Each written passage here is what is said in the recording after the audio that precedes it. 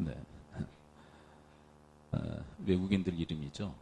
우리 한국 사람들 이름과 다르게 7팔레 88레 같은 그런 이름이라 아주 웃음이 나온 것 같습니다. 네.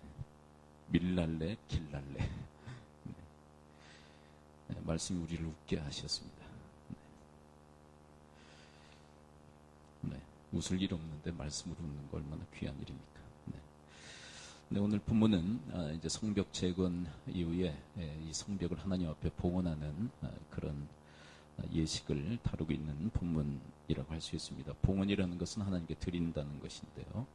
그런데 특별히 주안점을 두고 있었던 사항이 있었다라고 이야기를 하고 있죠. 이 봉헌 예식의 중요한 초점은 무엇이었을까요? 이 12장 27절을 함께 읽어보도록 할까요? 27절, 12장 27절입니다. 함께 읽어볼까요? 시작. 예루살렘 성벽을 봉헌하게 되니 각지에서 레위 사람들을 찾아 예루살렘으로 데려다가 감사하며 노래하며 재금을 치며 비파와 수금을 타며 즐거이 봉헌식을 행하려 하며. 네. 가장 주안점이 무엇이었던 것 같으세요? 감사하며 노래하며 재금을 치며 비파와 수금을 타며. 결국 찬양에 주안점을 두었다고 이야기를 하고 있죠. 그리고 이런 전문 사역자들, 특별히 지파 중에 12지파 중에 그렇게 제사에 전무하도록 그렇게 분리가 돼서 계속 훈련을 받았던 지파가 한 지파가 있었죠. 오늘 본문에서도 언급하고 있는데요. 레위 지파가 제사와 또 하나님의 성전 섬기는 일에 전무했던 그런 지파인데요. 바로 이 사람들을 모으게 되죠. 그래서 하나님 앞에 감사의 찬양을 드리기 위해서 그들이 함께 모여 드리게 됩니다. 그런데 우리가 좀 이상한 점을 발견하게 되어져요. 그게 뭐냐면, 여러분, 성벽 재건은 누가 한 것이죠? 백성들이 한 거잖아요. 근데 뭐가 그렇게 감사할까요? 여러분, 백성들이 했다는 것은 백성들의 수고와 그들의 충성과 헌신으로 이루어진 것이 바로 성벽 재건이라는 것이죠. 한 손으로는 무기를 들고 또 한 손으로는 연장을 들고 그렇게 적과 싸우며 그렇게 재건의 사역을 감당했던 것이 백성들의 사역이었음을 우리는 확인하게 되어지죠. 얼마나 힘들고 어렵습니까? 적들의 어떤 회방과 방해와 어떤 적대적 그런 행동, 그리고 맡겨진 그 사명을 감당하기 위해서 그들은 아주 고군분투하는 그런 시간들을 보냈습니다. 결국 그들의 노력과 그들의 수고로 이루어진 건데 뭐가 감사하다는 것일까요? 이들에게는 믿음이 있었어요. 그럼에도 불구하고 하나님의 은혜였다는 것이죠. 한번 따라했습니다. 그럼에도 불구하고 하나님의 은혜다. 그렇죠. 그렇게 수고하고 헌신하고 충성할 수 있었던 것도 하나님의 은혜로 믿었던 거예요. 우리는 보통 우리의 수고와 노력과 어떤 충성으로 이루어지면 자기 자랑하기 바쁘잖아요. 내가 했다고. 근데 이들은 어떤 믿음이 있었느냐면 자기들의 수고와 헌신이 있었음에도 불구하고 누가 하셨다는 것이에요? 하나님이 하셨습니다. 근데 이게 왜 이렇게 믿게 되느냐면 신명기 8장에서 바로 그 내용을 다루고 있어요. 하나님의 염려가 등장하는데요. 이스라엘 백성들이 이제 가나안 땅 들어가기 전 바로 직전에 이 신명기라는 이 설교가 백성들에게 선포되어지는데 하나님이 염려를 하세요. 두렵다고까지 얘기하시는데 무슨 염려를 하시느냐면 너희들이 가나안 땅 그 약속의 땅에 들어가서 잘 먹고 잘 살게 될 때 너희들이 착각에 빠질까 내가 참 심히 염려스럽다고 얘기하세요. 어떤 착각일까요? 이렇게 잘 먹고 잘 살게 된 게 누구의 능력으로 됐다고 착각할까봐, 자기들의 능력으로 됐다고 착각할까봐 내가 심히 염려스럽다. 그러시면서 신명기 8장 18절에서 이렇게 이야기하십니다. 내 하나님 여호와를 기억하라. 한번 따랐습니다. 그가 내게 재물 얻을 능력을 주셨습니다. 그러니까 잘 먹고 잘 살게 된 게 누구의 도우심의 능력이라는 거예요? 하나님의 능력이라는 거예요. 내가 너희들 도와줘서 그렇다는 거예요. 너희들이 수고하고 애쓰는 것도 내가 공급한 능력으로 되었다는 거예요. 아멘이십니까? 예. 여러분들 그래도 이나마 사람답게 살 수 있는 것, 그리고 경제적 어떤 기반을 쌓고 이룬 것, 이거 내가 노력하고 수고한 것 같지만 그러나 그 배후에서 하나님께서 그 능력을 우리에게 공급해 주심으로 그렇게 되어진 줄 믿습니다. 하나님이 우리에게 공급하신 그 능력을 빼버리시면 어떻게 될까요? 우리는 그냥 쓰러져요. 그리고 병상에서 그냥 남은 여생 살아갈 수밖에 없는 거예요. 우리에게 주신 힘과 능력이 있기 때문에 지금 우리가 활동하고 또 경제적 어떤 이득들을 취하고 그래도 이나마 신앙생활하고 사람다운 삶을 영위하게 되는 줄 믿습니다.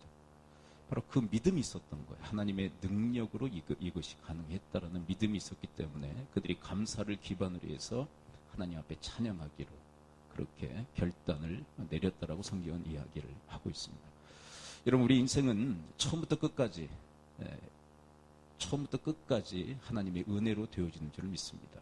다 은혜로 되는 거예요. 그래서 사도 바울은 고린도전서 15장 10절에서 이렇게 이야기하죠. 뭐라고 고백합니까? 그 유명한 나의 나된 것은 하나님의 은혜입니다. 그래서 그 은혜를 알기에 나는 그 어떤 사도보다 더 많은 수고를 했습니다. 근데 그 수고도 하나님의 은혜입니다. 자, 그러니까 얼마나 아름답습니까? 하나님의 은혜로 된 줄 내가 믿습니다. 그래, 은혜에 감사해서 그 어떤 사도보다도 더 많은 수고를 했습니다. 그리고 그 수고도 하나님의 은혜입니다. 예. 이게 우리의 신앙의 정체인 줄을 믿습니다. 그렇죠? 우리가 잘나서 그렇게 된 게 아니잖아요. 어떻게 보면 우리의 부모님의 덕, 또 이웃들의 덕, 더 나아가서는 하나님의 덕으로 우리가 살아가는 거 아니에요? 이것을 아는 사람, 이 은혜를 알고 감사하는 사람은 참 겸손해요. 그래서 그 사람에게 풍기는 어떤 이미지는 참 겸손함이 느껴져요. 자기가 한 게 아닌 걸 알고 있기 때문에. 하나님이 해주셨고 부모 덕이고. 그래서 목에 힘이 들어가는 것이 아니라 이제 벼이삭이 익으면서 고개를 숙이듯 그렇게 숙이는 인생. 근데 자기가 했다고 착각하고 살아가는 사람은 얼마나 뻣뻣한지 몰라요. 교만하죠. 근데 하나님은 교만한 자를 내버려 두시지 않는다라고 성경은 우리에게 경고하고 계세요. 여러분, 우리의 인생은 하나님의 은혜로 된 것이에요. 네, 믿으십니까? 네, 우리가 어떤 것을 이루었다 할지라도 그것은 내가 수고해서 내가 애써서 된 게 아니라 그러한 능력을 공급해 주셔서 됐다라고 하는 이 믿음이 필요하단 말이에요. 여러분, 이 초기 우리 한국 교회의 그 가정 사역의 그 초기 멤버였던 분이 양은순 사모님이라는 분이 계세요. 그분도 아직도 지금 현역에서 활동 중에 계신데요. 그분의 책을 보게 되면 억울함일까 황송함일까라는 그런 타이틀의 글 하나가 있어요. 그분이 이제 사모님이 됐죠. 사모님이 됐는데 내버려 두지 않더래요. 사모님을. 그러니까 목사는 건드리기가 좀 무서우니까 이제 건드리는 것이 성도들이 건드리는 게 이제 사모를 건드리는데 어떻게 건드리느냐면 이제 옷 가지고 건드리더래요. 옷 가지고. 좀 화려하게 입고 다니면 뭐라 그러고 너무 소박하게 입고 다니면 사모가 왜 저러냐고. 도대체 어떤 장단에 맞추라는 거지. 그렇죠? 목소리가 좀 크면 왜 이렇게 혈기가 세냐고. 그리고 목소리가 너무 작으면 왜 이렇게 비리비리하냐고. 그래서 너무 마음속에 어떤 생각이 들었냐면 아주 억울한 그런 생각이 들더래요. 억울한 생각. 이거 내가 생각도 안 했던 이 사모가 돼가지고 왜 이렇게 고생을 하냐. 그리고 왜 이렇게 성도들은 나를 내버려 두지 않냐. 여러분, 저도 내버려 두지만 아내도 내버려 두시기를 바랍니다. 아내가 스트레스 받아서 병들으면 여러분들이 데리고 살 거 아니고 제가 데리고 살 거거든요. 그러니까 스트레스 받지 않도록. 저 건드리지 않는 것처럼 아내도 건드리지 않았으면 좋겠어요. 네. 건드려봤자 아무것도 없어요. 네. 억울하게 생각이 되는 거예요. 억울하다. 도대체 이게 뭐냐. 근데 어느 날 기도하면서 하나님이 생각을 넣어주시는데 또 정말 억울하냐? 정말 억울하냐? 근데 그 마음속에 깨달아지는 게 뭐냐면 하나님의 은혜가 깨달아지더래요. 그래서 황송함이구나. 황송함이라는 게 무슨 얘기인지 이해가 되시죠? 그러니까 자기가 억울하게 생각했던 그 모든 것이 하나님의 은혜임을 깨닫게 되는 거예요. 자기가 부족한 사람이 사모가 돼서 또 교회의 성도들을 돌보게 된 것. 뭐 성도들이 뭐 이러쿵저러쿵 얘기하는 건 뭐 이제 뒤로 하고 하나님의 은혜가 보이기 시작하는 거예요. 은혜가. 그래서 그 글에 그렇게 쓴 거예요. 내가 억울하게 생각했는데 황송함이었다. 여러분, 우리가 인생을 살면서 억울하게 생각되는 경우들이 얼마나 많은지 몰라요. 그러나 여러분, 그것마저도 하나님이 합력하여 선을 이루시는 줄을 믿습니다. 모든 것을 합력하여 선을 이루시는 그 하나님, 그것마저. 그래서 우리는 억울함을 가지고 살아가는 것이 아니라 황송함을 가지고 살아가는 존재들인 줄을 믿습니다. 모든 게 다 황송함이죠. 무엇보다도 예수 그리스도를 통하여서 우리에게 구원의 은총, 생명을 주시지 않으셨습니까? 그것 하나만으로도 우리는 황송한 마음을 가지고 일평생 살아가야 할 줄을 믿습니다. 바로 이 감사한 마음을 가지고 그들은 지금 하나님께 찬양하려고 하고 있는 것이에요. 그런데 두 번째 우리 테마로 좀 들어가 볼 텐데요. 이런 레위인들, 찬양하는 사람들을 모집하는데 어떻게 모집하는지 함께 볼까요? 28절을 함께 들여다보도록 합니다. 12장 28절 함께 읽습니다. 시작.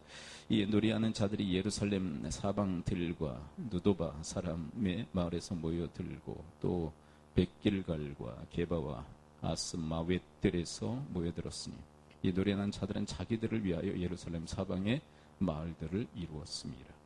여기서 이 레위인들이라고 그랬잖아요. 근데 레위인들이 지금 어디에 있습니까? 예루살렘에 있어요. 지금 예루살렘 그 근처 사방에 지금 흩어져 마을에 거하고 있습니까?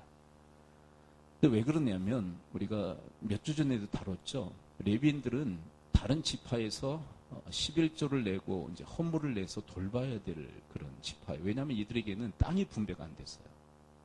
이들은 전임 사역자들인데 하나님의 교회 이제 성전을 돌보고 하나님 앞에 제사하는 그 전임 업무를 맡은 사람들이에요. 이게 땅이 없어요. 그러므로 이들을 먹여 살려야 되는 책임은 누구에게 있는 것이에요?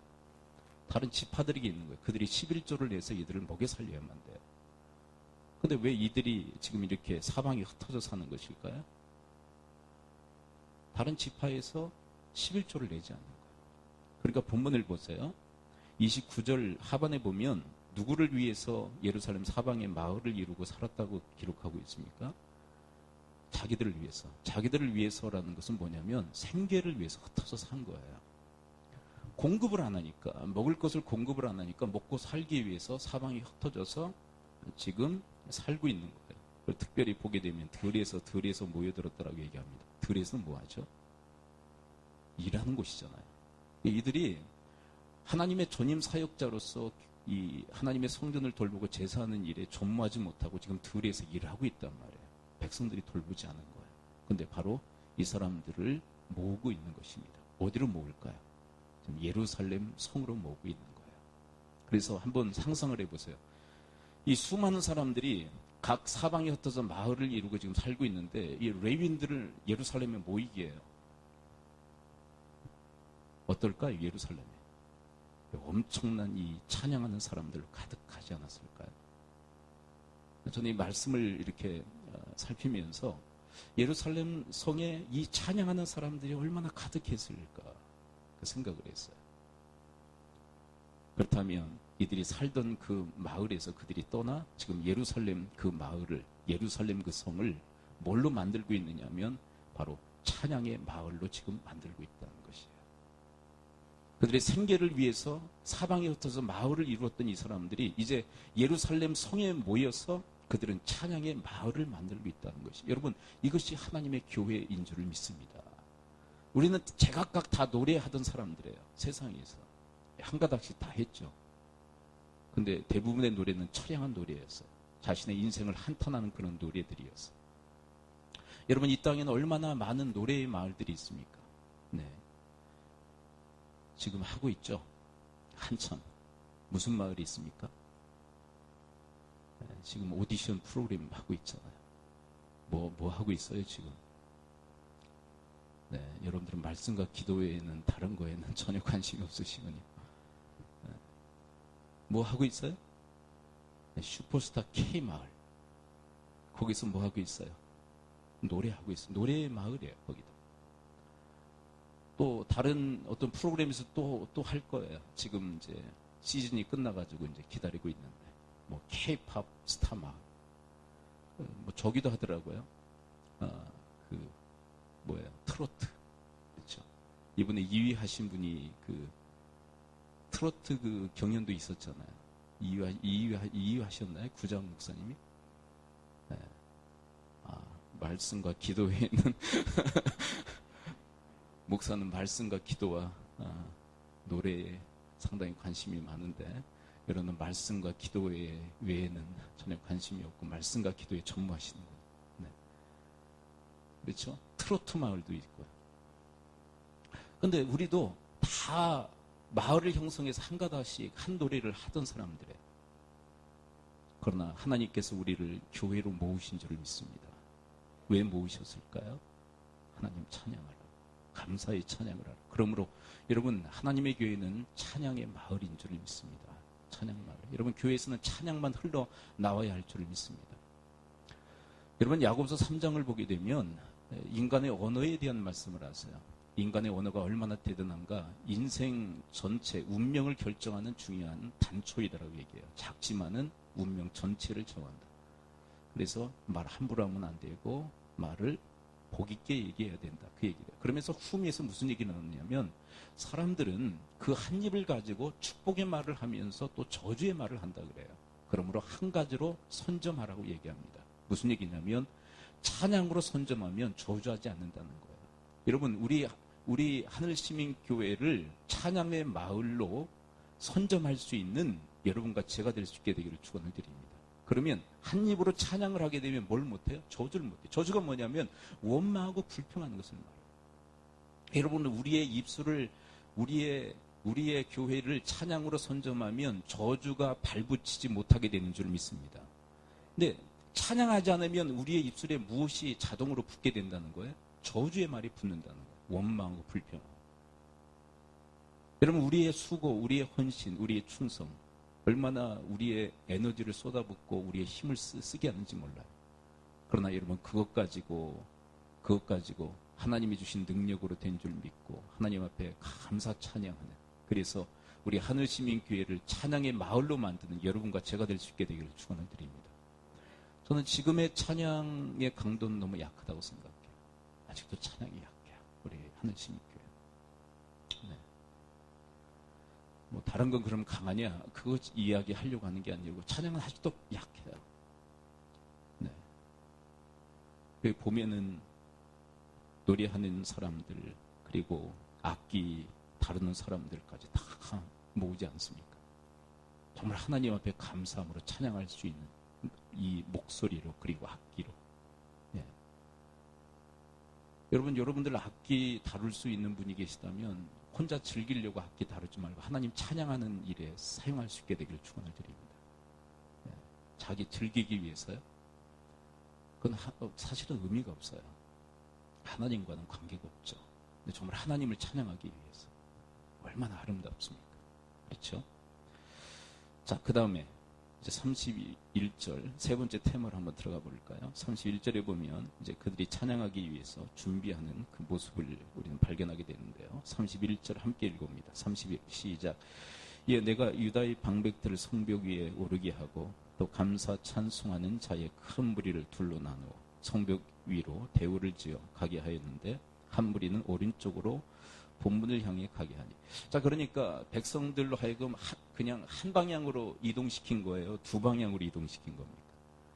그러니까 성벽이 이제 원형으로 돼 있다면 이제 중앙에서 이제 둘로 나눈 거예요. 한때는 오른편으로, 한때는 왼편으로. 그리고 오른쪽의 리더는 에스라가, 또 왼편의 리더는 이제 느헤미야가 이제 리더가 돼서 이제 이렇게 진군하도록 그렇게 만듭니다. 자, 그 얘기가 이제 36절에 연장해서 나와 있는데요. 한번 계속 읽어볼까요? 36 시작. 그의 형제들인 스마야와 아사렐과 밀랄렐과 길랄레와 마에와 느다넬과 유다와 하나니라. 다 하나님의 사람 다윗의 악기를 잡아 학사 에스라가 앞서서. 그렇죠? 오른편의 그 무리는 학사 에스라가 앞장서서 인도하고요. 그렇다면 왼편은 어떨까요? 왼편 38절 있습니다. 38절 시작. 감사 찬송하는 다른 무리는 왼쪽으로 행진하는데 내가 백성의 절반과 더불어 그 뒤를 따라 성벽 위로 가서 화덕 망대 윗 길로 성벽 넓은 곳에 이르고. 그러니까 왼편의 리더는 느헤미야가 됐어요. 이제 찬양대 성가대가 앞장서고 이제 백성들이 이제 뒤를 따르는데 그 앞에 느헤미야가 서서 아마 이쪽 오른편의 형편도 아마 그랬을 거예요. 그래서 전체적으로 양 방향으로 이렇게 이동하도록 그렇게 만들었습니다. 근데 이게 무슨 의미냐? 저는 이 말씀을 묵상하면서 이게 별 의미가 없는 게 아닌가 그렇게 생각하면서 저는 하나를 이렇게 깨달은 게 뭐냐면 이들은 그냥 하나님 앞에 찬양하는 것을 그냥 단순하게 하지 않았다는 것이에요. 현대적 언어로 바꾼다면 디자인하고 있다는 것이에요. 하나님께 드리는 이 찬양을. 디자인은 뭐죠? 디자인은 아름다움을 창출해내는 것입니다. 한번 따라했습니다. 디자인은 아름다움을 창출하는 것이다.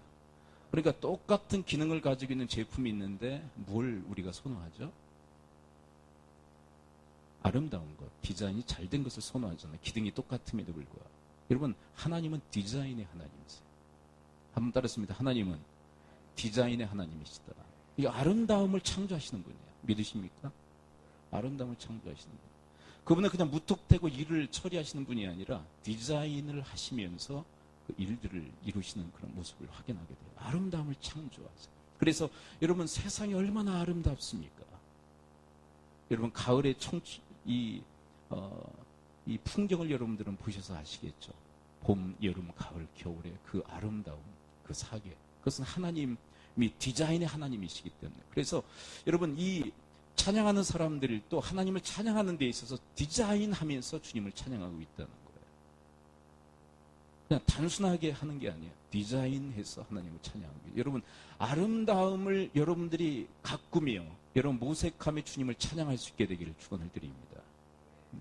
하나님을 아름답게 찬양하기 위해서 디자인하고 있어요. 그래서 성가대가 어디에 앉을 것인가? 우리 성도들도 다 마찬가지로 어디에 앉아서 예배하는 것이 하나님 보시기에 아름다울까? 뒤에 앉는 게 아름다울까? 앞에 앉는 게 아름다울까? 사역을 위해서 뒤에 앉는 분들이 계세요. 그러나 어디에 앉는 게 아름다울까? 하나님 보시기. 네, 질문 드린 겁니다. 하나님 보실 때 어디에 앉는 게 아름다울까? 그리고 사람 보기에도 어디에 앉는 게 아름다울까?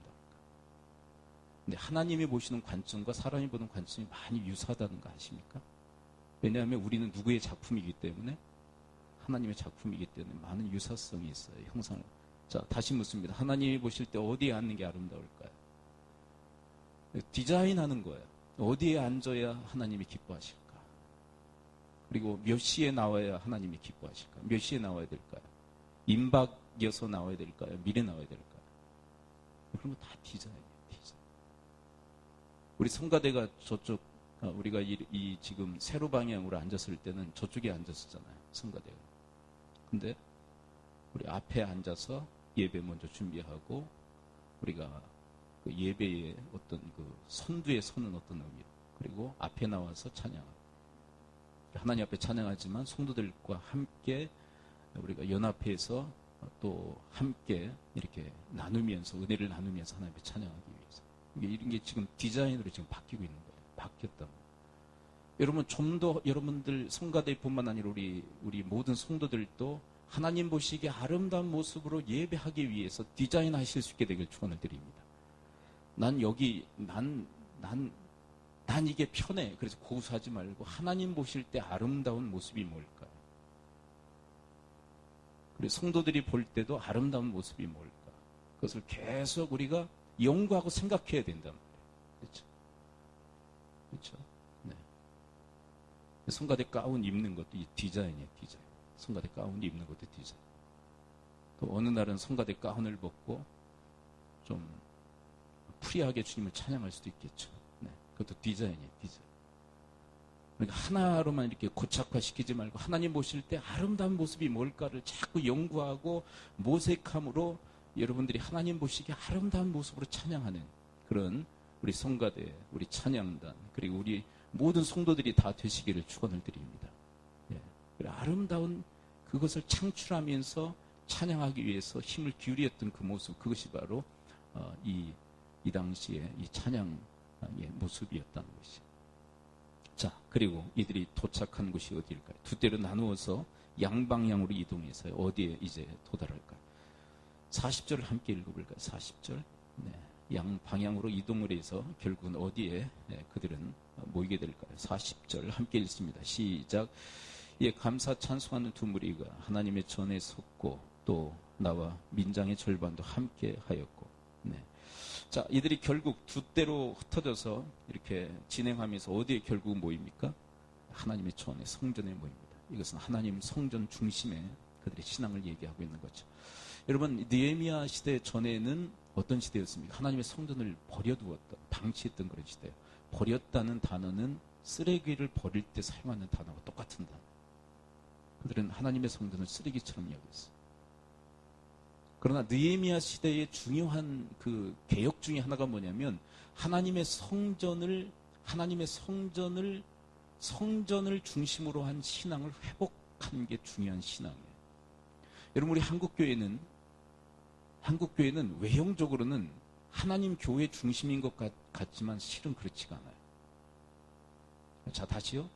외형적으로는 하나님 교회 중심으로 가는 것 같지만 실은 그렇지가 않아요. 많은 그 신앙인들, 교인들의 중심은 다른 데가 있습니다. 자기의 가정에 가 있고요. 자기 자녀들과 그리고 직장의 모든 삶의 기준이 가 있어요. 하나님의 교회는 단순한 옵션에 불과해요.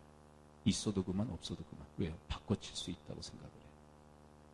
하나님 중심이 아니에요. 하나님 교회 중심이 아니에요. 그러나 여러분, 이것은 믿지 않는 사람들도 똑같아요. 여러분, 믿지 않는 사람들의 기준은 뭘까요? 믿지 않는 사람들, 교회에 출입하지 않는 믿지 않는 사람들의 기준은 뭘까요? 그들의 기준은 자기의 가정이고 자기 자식들이고 자기 직장입니다. 우리 믿는 사람들의 기준은 또 뭐예요? 자기 가정이고 자기 직장이고 자기 자식들이 기준이라면 세상 사람들 건 뭐가 달라요? 여러분, 하나님을 믿는다고 한다면 우리의 기준이 달라지는 것이에요. 아멘이십니까? 여러분, 세상 사람들과 똑같은 기준을 가지고 살아간다면 그게 신앙입니까? 세상 사람들하고 다를 게 뭐가 있어요? 여러분, 영향력은 다를 때 발생합니다. 따라서 한번 고백해 볼까요? 영향력은 다를 때 발생한다. 어떤 분은 전도하겠다고 똑같아지려고 그래요. 아, 너 술 마시냐? 내가 너 전도하기 위해서 나도 술 마셔줄게. 너 담배 피냐? 너 전도하기 위해서 내가 담배 필게. 그러면 뭐라고 하는 줄 아세요? 똑같은 게 뭘 그래. 전혀 영향력을 행사하지 못해. 어떤 분은 그래요. 똑같아져야만 영향력을 행사할 수 있다고 생각하지만 똑같아지면 전혀 영향력을 발휘하지 못합니다. 구분되어져야 돼요. 우리는 다른 기준에 의해서 살아가는 존재들입니다. 하나님 교회, 하나님 성전을 중심으로 해서 모든 것을 판단하고 결정하고 움직이는 존재들, 그것이 바로 우리 크리스찬들인 것이에요. 이들은 바로 하나님 중심, 하나님 교회, 하나님 성전 중심에 모여서 주님 앞에 찬양을 드리고 있어요. 어떤 분은 그래요. 혼자 찬양하면 됐지. 나는 혼자 찬양해. 혼자 찬양해. 어디서? 집에서. 그래서 교회 가서 찬양할 필요가 없다. 도대체 그런 생각은 누가 넣어준지 모르겠어요. 찬양한다는 거야. 찬양하는 거 맞죠? 그러나 여러분, 하나님이 어느 곳에서든 우리를 만나주실 수 있는 분이에요. 구약에도 그렇고 신약에도 마찬가지. 어느 곳에서든 만나줄 수 있는. 그런데 하나님이 특별히 지목하시는 곳이 계세요.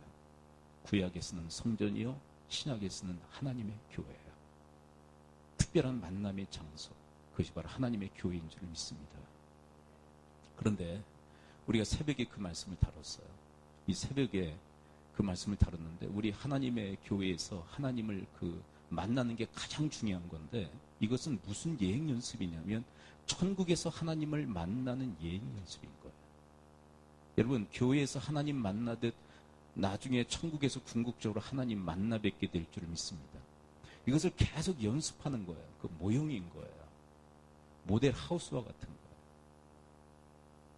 그래서 늘 그것을 의식하면서 살아가게 만드는 것, 그것이 교회에서 주님을 만나는 행위인 것이에요.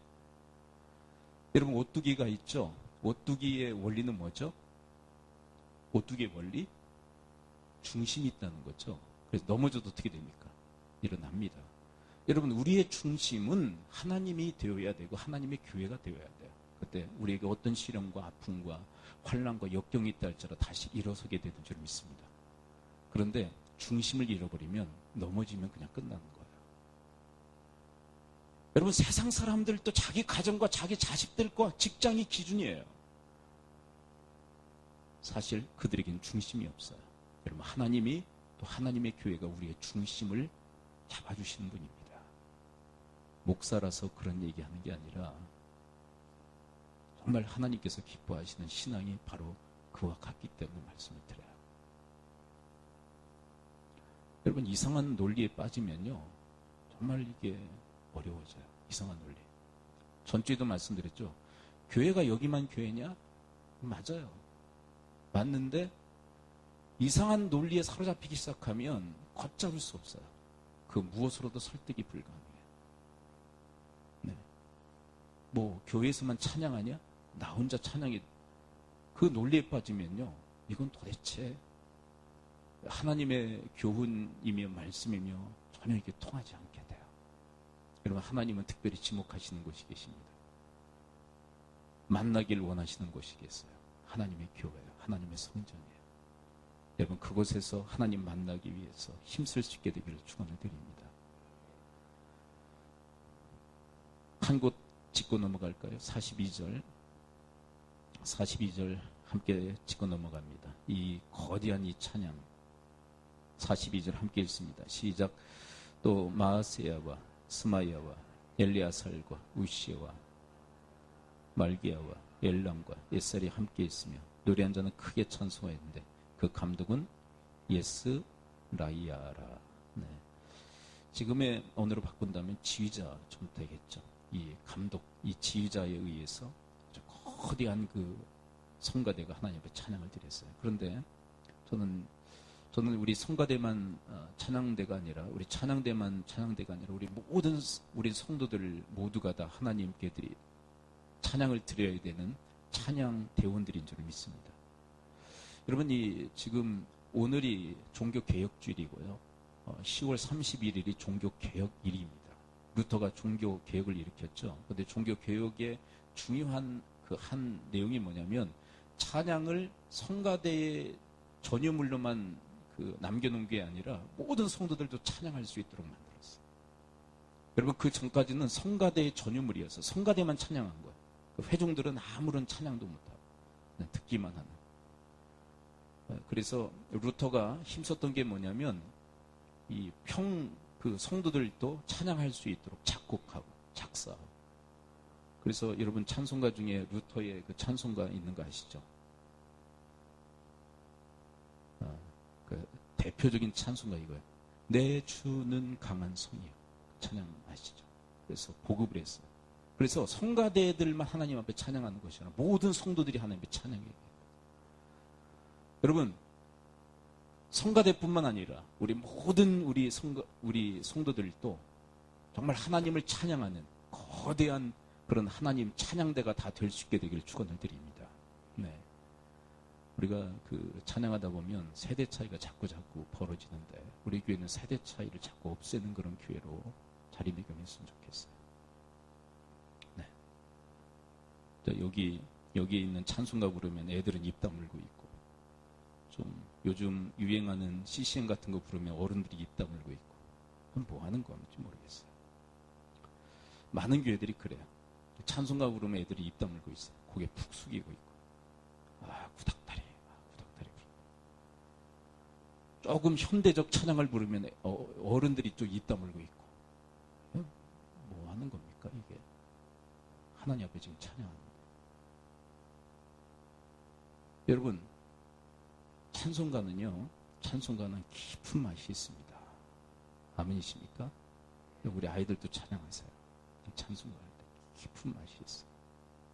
이 곡조는 세련되지 못했지만 가사의 내용에 아주 깊은 맛이 있어요. 저는 찬송가를 통해서 기도를 배운 사람이에요. 찬송가를 통해서. 왜요? 대부분 기도문이거든. 그래서 여러분, 기도 따로 찬양 따로가 아니에요. 찬양이 기도인 줄 믿습니다.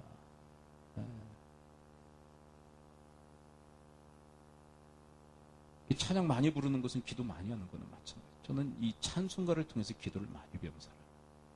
기도문이에요. 기도문. 깊이가 있어요. 그리고 요즘 찬양들은 어떻습니까? 내용은 깊이가 없습니다. 별로. 요즘 찬양은 내용이 별로 깊이가 없어요. 그냥 막 흥분시키는 어떤 그런 템포들이 많지. 근데 장점이 있어요. 멜로디가 세련돼 있어요.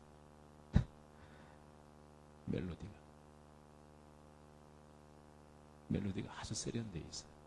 다 장단점이 있다는 얘기예요. 내용은 별로지만 멜로디는 얼마나 세련돼 있는지 몰라요. 그러므로 여러분, 우리는 다 하나님 앞에서 다 찬양돼요. 찬양단이에요. 그러므로 여러분, 신구, 올드, 뉴 다 가릴 것 없이, 신세대, 구세대 다 가릴 것 없이 어떤 찬양을 부르건 여러분 따라 부르고 힘써 배우고 또 훈련해서 함께 찬양하려고 여러분들이 노력할 수 있게 되기를 축원을 드립니다. 그래서 어떻게 보면 우리 교회의 그 찬양을 보게 되면 짬뽕 스타일이에요. 짬뽕 다 섞어 나가요. 어떤 때는 어려운 찬양을 부를 때도 있고 어떤 때 찬송가 부를 때도 있고 다 해야 돼. 네. 아멘이십니까? 그래서 한 사람도 예외 없이 하나님 앞에 찬양대로 설 수 있어야 돼. 거대한 찬양대. 네. 자, 이렇게 찬양했을 때, 감사 찬양을 했을 때 어떤 결과가 있었을까? 43절 함께 읽어보도록 할까요? 43절 함께 읽습니다. 시작. 무리가 큰 제사를 드리고 심히 즐거워하였으니 이는 하나님이 크게 즐거워하게 하셨습니다. 부녀와 어린 아이도 즐거워하였으므로 예루살렘이 즐거워하는 소리가 멀리 들렸느니라. 아멘. 네, 하나님이 크게 기뻐하게 하셨어요. 왜 그럴까요? 이유는 단순히 하나님이 크게 기뻐하셨기 때문에. 하나님이 진노하셨는데 즐겁게 하실 리가 없잖아요. 하나님이 그들의 예배를, 그들의 찬양을 기쁨으로 받으시고 즐거움으로 받으신 줄을 믿습니다. 그러니까 그들을 즐겁게 해주신 거예요. 여러분, 예배의 목적이 바로 그것입니다. 내가 즐겁기 위해서 찬양하고 예배하는 것이 아니에요. 여러분, 하나님을 즐겁게 해드리기 위해서 예배할 수 있게 되기를 축원을 드립니다. 그러면 하나님은 우리를 즐겁게 해주시는 거예요. 여러분, 그 예배의 회복이 여러분과 저에게 있을 수 있게 되기를 축원을 드립니다. 여러분, 우리 한국교회의 위기 중에 하나가 뭐냐면 예배의 위기라고들 많이들 얘기해요. 근데 예배가 왜 위기냐? 하나님께 초점이 맞춰져 있지 않아요. 하나님을 위해서, 하나님 기쁘고 즐겁게 해드리기 위해서 예배하지 않아요. 그럼 누구를 기쁘고 즐겁게 하려고 하느냐? 회중들, 성도들 기쁘고 즐겁게 하는 일에 초점을 맞추고 있다는 거예요. 그런데 둘을 다 잃어버려요. 하나님께 영광 돌리는 것도 잃어버리고 성도들도 잃어버려요. 예배의 위기가 한국교회의 위기다라고 얘기합니다. 왜요? 초점이, 중심이 잘못됐기 때문에. 여러분, 예배의 중심은 하나님이신 줄 믿습니다. 은혜 받기 위해서 나오는 게 아니에요. 내가 기쁘고 즐겁기 위해서 나오는 게. 여러분, 하나님께 영광을 돌리고, 여러분, 하나님을 기쁘고 즐겁게 해드리기 위해서 예배하는 줄 믿습니다. 그랬더니 어떻게 돼요? 하나님이 우리를 즐겁게 해주시는 거예요. 근데 저는 이 말씀 43절 읽으면서 한 가지 이렇게 좀 초점을 맞췄던 부분이 뭐냐면, 이날에 무리가 큰 제사를 드리고 심히 즐거워하였으니 이는 하나님이 크게 즐거워하게 하셨습니다. 부녀와 어린아이도 즐거워하였으므로. 이 부녀는 뭐예요? 여자는 무슨 여자입니까?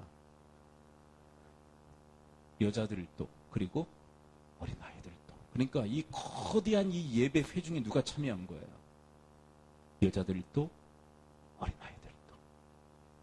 여러분, 천차만별이겠죠. 신앙이 있는 사람, 신앙이 없는 사람, 남녀노소 할 것 없이 믿음이 있는 사람, 믿음이 없는 사람, 신앙이 좋은 사람, 신앙이 좋지 않은 사람 다 모였단 말이에요. 그런데 놀라운 게 뭐냐면, 여러분, 함께하면 은혜가 임할 때 함께 받는다는 사실이에요. 여러분, 하나님의 은혜가 임하면 함께 있을 때 함께 받아요. 믿음이 없다고, 어리다고, 여자라고 차별하잖아요. 하나님의 은혜가. 여러분, 그러므로 은혜 받는 그 자리에 여러분들이 힘써 모일 수 있게 되기를 축원을 드립니다. 애들은 나오기 싫어해요. 염소 새끼 같아요. 앞다리 뻗당기고요. 끌려고 그러면요. 여러분, 옛날에 시골에서 염소 키워보셔서 아시죠? 순염소, 그것도 끌고 가려고 하면 어떻게 합니까? 앞다리 빼당겨가지고 안 끌려가가지고, 그럼 어떻게 된 줄 아십니까? 되게 두드러 맞습니다. 되게 두드러 맞아요. 말 안 듣는다. 여러분, 그러지 말아요. 우리 자녀들. 프리하게 사는 게 좋은 것 같죠? 근데 그게 나중에 올무가 돼요. 훈련 받아야 돼요. 훈련 받아야 돼요. 부모 밑에서 훈련 받을 수 있게 되기를 축복합니다. 네. 그때 하나님 앞에서도 순종할 수 있어요. 근데 어릴 때부터 훈련이 안 된 사람은요, 나중에 나이 들어서 고생합니다. 우리 지난번에 조기현 목사님 오셨었죠. 조기현 목사님, 그 중국 선교사님. 그분은 프리하게 인생을 사셨던 분이에요. 저한테 한마디 한 거예요. 박 목사, 나 프리하게 산 거 알지? 대학원 다닐 때도 같은 동기인데 그때까지도 프리하게 살았던 사람.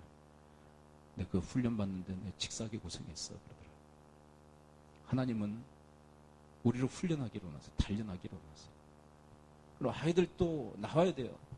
부모가 데리고 나오려고 해도 이게 뻗땡기니 이게 부모가 오죽 힘들면 그냥 내버려 두고 나오겠어요. 그래서 이해를 해요. 그래서 우리 자식들도 좀 순종하는 마음을 가지고 좀 함께 좀 나왔으면 좋겠어요. 근데 하나님의 은혜는 언제 임할지 몰라요. 하나님의 때에 임하는데 여러분 준비하고 예비하는 자에게 하나님은 그 은혜를 부어주신 줄 믿습니다. 그때 있어야죠. 그때 있어야 돼요.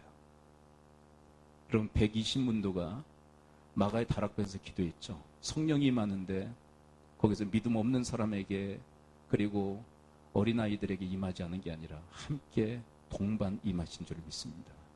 믿음이 좋건 나쁘건 신앙이 좋건 나쁘건 어린아이건 어린아이가 아니고 남녀노소 할 것 없이 120문도 함께 있었던 그들에게 성령님이 임하세요.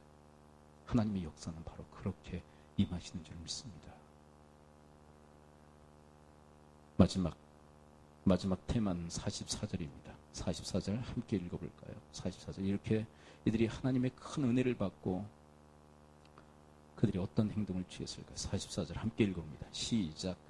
그날에 사람을 세워 국관을 맡기고 제상들과 레위 사람들에게 돌릴 것 곧 율법에 정한 대로 거제물과 처음 익은 것과 11조를 모든 성읍 밭에서 거두어 이 곡간에 쌓게 하였으니 이는 유다 사람이 섬기는 제상들과 레위 사람들로 말미암아 즐거워하기 때문이라. 여기서 무슨 얘기를 하고 있느냐면 레위 사람들이 지금까지 돌봤습니까? 안 돌봤습니까? 안 돌봤어요. 11조도 안 내고 그들에게 할당된 헌물 뭐 천 열매도 하나도 안 드렸어요. 그러니까 이들이 생계를 위해서 각각 자기들을 위해서 마을을 형성해서 들에서 일하는 그런 사람들이 되었어요. 근데 이들이 은혜 받고 나니까 즐거워하기 때문이다라는 것은 뭐냐면 은혜 받고 나니까 어떻게 됩니까? 그들이 할 의무를 다하고 있어요. 이건 무슨 얘기냐면 여러분 하나님의 은혜에 보답하고 있다는 것이에요. 여러분들이 주님 앞에 감사함으로 찬양하실 수 있게 되기를 축원합니다. 그래서 하나님을 기쁘시게 드리기를 또 하나님을 즐겁게 해드리기를 축원을 드립니다. 그래서 하나님께서 여러분들을 즐거워하도록 하는 그 놀라운 은혜와 그 복이 여러분과 저에게 임하시기를 축원을 드립니다. 그래서 거기서 끝내지 마세요. 나에게 허락하신 나에게 주신 하나님의 의무와 임무들이 있어요. 여러분 그 은혜 받고 난 다음에 끝나지 말고 여러분 감사해서 또다시 그 은혜에 보답하는 여러분과 저의 인생이 되실 수 있게 되기를 축원을 드립니다. 이것이 선순환의 역사가 아닐까요?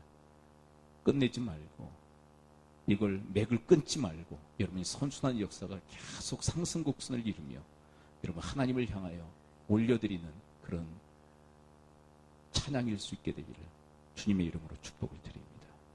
기도하죠. 우리 지금 함께 말씀을 붙들고 우리 기도하도록 할까요? 우리 기도할 때 하나님 우리 하늘시민교회가 찬양의 마을이 되게 하여 주옵소서. 우리는 각자 처해진 장소에서 자신의 인생을 노래하고 또 운명을 노래했던 그런 사람들이었지만 이제 주님의 집에 우리를 함께 모으시어서 하나님을 찬양하도록 그렇게 우리를 불러주신 하나님의 사람들인 줄 믿습니다. 그래서 우리가 함께 찬양하는 사람들이 되어 하나님의 집을 하나님의 이 교회를 찬양의 마을로 만들게 하여 주옵시고 그래서 하나님을 기쁘시게 해드리고 하나님을 즐겁게 해드리는 그래서 하나님께서 한량없이 우리를 즐거워하도록 만들어주시는 그런 찬양의 마을, 찬양의 집이 되어지도록 그리고 그 받은 바 그 은혜를 또 우리가 감사해서 그 은혜에 보답하는 인생을 또한 살아갈 수 있도록 하나님 이 재단을 찬양의 집으로 또 찬양의 마을로 만드시고 우리의 각자 한 사람 한 사람을 찬양의 사람들, 감사의 찬양의 사람들로 하나님의 다듬으시고 인도해 달라고 우리 합심해서 우리 시간 통성으로 기도하도록 하겠습니다. 기도합니다. 아버지 하나님, 사방에 흩어졌던 이 찬양의 사람들, 이 노래의 사람들을 모아서 예루살렘 성에 모아서 하나님의 은혜에 감사함으로 찬양했던, 그래서 예루살렘 성을 찬양의 마을로 만들었던 하나님의 역사를 하나님 저희 교회에서도 계승하고 하나님 이루고 성취할 수 있도록 하나님 도우시고 인도하여 주옵소서. 하나님, 하늘 시민교회가 찬양의 마을이 되어서 찬양의 집이 되어서 하나님만을 찬양하고 하나님께 영광 돌리고 하나님을 기쁘시게 드리는 그런 찬양 공동체가 되어지도록 하나님 인도하여 주시옵소서. 그래서 하나님께서 기뻐하시고 즐거워하시며 하나님께서 영광 받으시고, 그리고 그 영광 받으신 하나님께서 저희들을 한량없이 기쁘게 해주시는, 즐거워하도록 만들어주시는 그런 은택이 저희들 가운데 임하게 하여 주시옵소서. 그리고 그 은혜 받은 이후에 그 은혜에 감사해서 그 은혜에 보답하는 삶을 또한 살아갈 수 있도록 하나님 저희 모두를 도우시고 인도하여 주시옵소서. 내게 주어진 하루를 감사합니다. 내게 주어진 하루를 감사합니다. 내게 또 하루를 허락하심을, 이 하루도 헛되이 보내지 않으며 살길 원합니다. 이런 은총 받을 만한 자격 없지만 주의 인자하신 믿음으로 이 하루도 내게 주어졌으니 하여 감사드립니다. 이 하루도 정직하게, 이 하루도 정직하게 하소서. 이 하루도 친절하게 하소서. 이 하루도 친절하게 하소서. 내가 만나는 모든 사람들에게, 내가 만나는 모든 사람들에게 자비를 베풀게 하소서. 이 하루도 온유하게 하소서. 이 하루도 겸손하게 하소서. 이 하루도 겸손하게 하소서. 나의 걸음을 지치게 만드니 내게 용서를 베풀게 하소서. 내게 주어진 이 하루를 감사합니다. 내게 주어진 하루를 감사합니다. 내게 또 하루를 허락하심을, 즐거운 일이든 혹 슬픈 일이든 감사드립니다. 비록 이 하루가 나를 울린다 해도 원망에만 흔치 않은 이유는 나의 주님이 모든 일을 주관하셔서 선을 이루심이라. 이 하루도 평화롭게 하소서. 이 하루도 평화롭게 하소서. 이 하루도 강건하게 하소서. 이 하루도 강건하게 하소서. 험한 폭풍이 몰아치는 중에도 평강을 누리게 하소서. 이 하루도 성실하게 하소서. 이 하루도 순종하게, 이 하루도 순종하게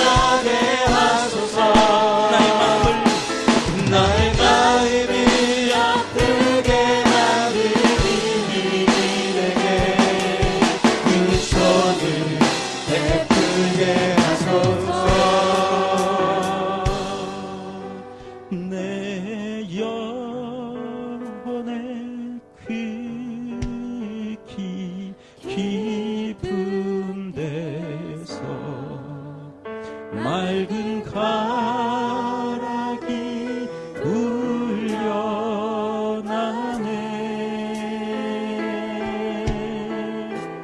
하늘 폭저가 언제나 흘러나와 내 영혼을 거의 사네.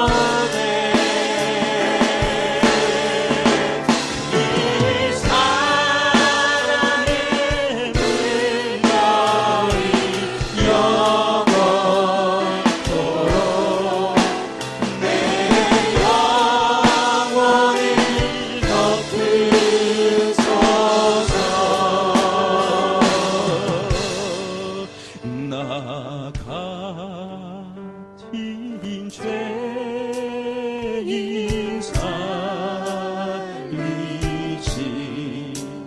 주의 은혜 놀라워.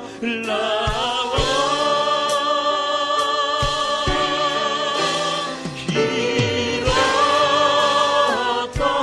생명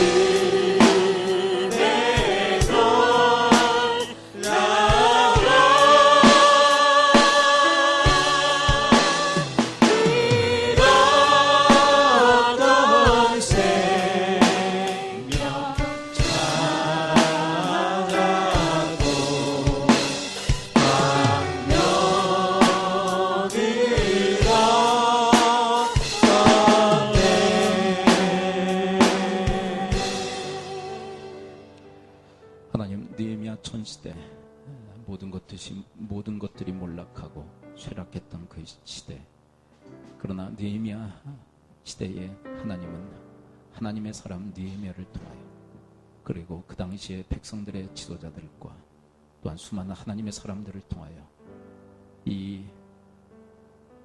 쇠락하고 또 몰락했던 이 시대를, 또 그 신앙을 회복했던 그 놀라운 역사를 이루신 것처럼 하나님 이 시대에 저희들도 느헤미야의 후예, 그 당시에 그 백성들의 지도자들의 후예, 그리고 그 시대의 하나님의 사람들의 그 후예가 되어지도록 하나님 저희들을 붙드시고 인도하여 주옵소서. 예수 그리스도의 이름으로 축복하며 기도합나이다. 아멘.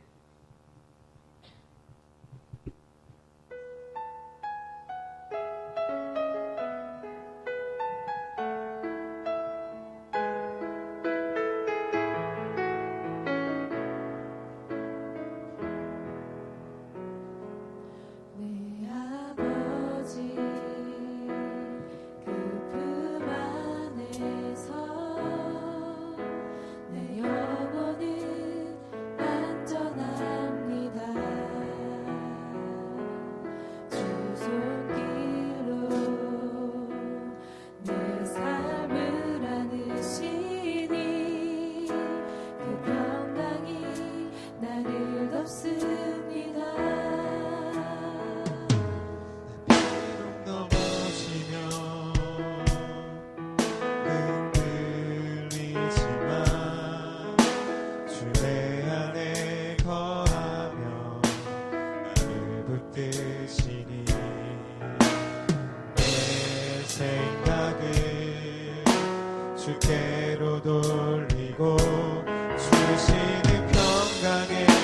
곳을 있습니다. 약속 안에서 내 영혼 평안해. 내 뜻보다 크신 주님의 계획 다 신뢰해. 두려움 다 내려놓고 주님만 의지해. 주 안에서 내 영혼 안전합니다.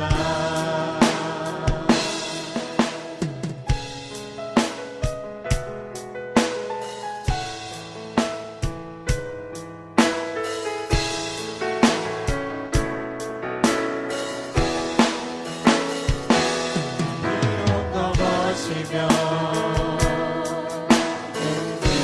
흔들리지만 주 내 안에 거하며 나를 붙드시니 내 생각을 주께로 올리고 주시는 평강의 곳을 있습니다.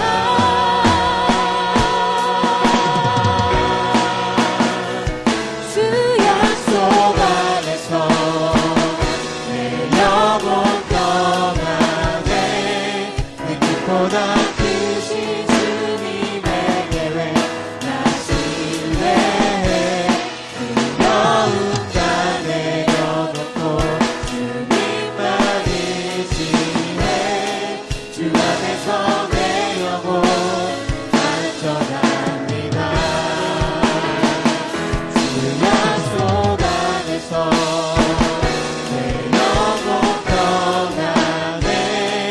내 뜻보다 크신 주님의 계획 나 신뢰해. 두려움 다 내려놓고 주님만 의지해. 주 안에서 내 영혼 안전합니다.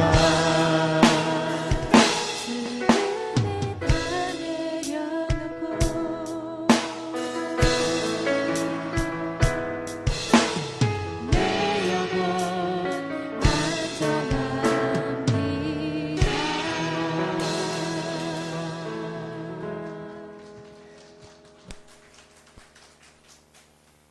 네, 드린 예물 예수 기도합니다. 하나님, 은혜와 사랑 감사하여 저희들의 마음과